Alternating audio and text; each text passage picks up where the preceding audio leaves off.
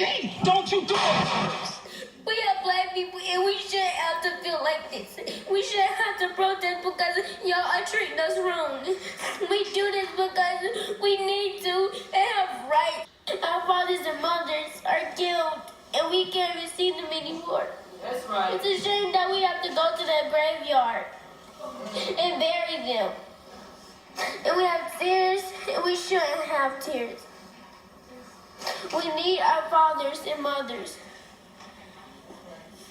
to be by our side. Good morning, good to be with you on this beautiful Thursday morning. Today I want to talk about emotional intelligence. The reason why I'm saying emotional intelligence because when you watch a TV or a show or a sitcom or a movie, you started to cry when the characters are going through some kind of a problem. As a matter of fact, you all might have just watched this 9-year-old girl's father who was shot and killed by the police, and she was waiting for him to come and pick her up from the bus station, right? And this girl has given a testimony in the recent shooting about her father, and the way she described, and she was crying herself, right? While we were watching, me and Miss V, we both actually moved. So then I was thinking myself, I'm after all a filmmaker and I'm an educated man, I'm a grown up and all that, but why I become like a Miss V and I'm relating to her age and I'm also crying? After all, we are all human, right? So when other human going suffering, we will have a problem and we will take that problem into our head and we will feel the same pain, right? So I did a research and I found out about what is this emotional intelligence, why this is creating this panic in our life. So the Lori Deschene, she recently wrote about emotional intelligence and how we can overcome. What she's talking about, researchers originated this idea as the missing link in terms of successes and effectiveness in a life. It didn't seem to make sense why people with high IQs and a superior reasoning, verbal and math skills could still struggle in social and professional situations.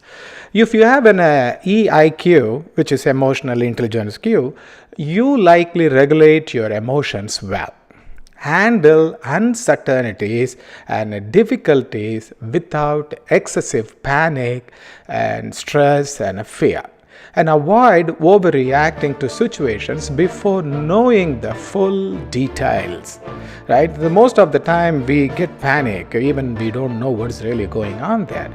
But if you have a low EIQ, you might be oversensitive to other people's feelings in response to you. Obsess about the problems until you find a concrete solution, and frequently feel a tsunami of emotions that you can't attribute to a specific life event. Or, in other words, you may feel bad far more often than you feel good, right? That's what happens to us all the time in our life. Some steps actually you can take to improve your emotional intelligence, and these are the steps actually I'm trying to follow too. Understand what emotional intelligence looks like.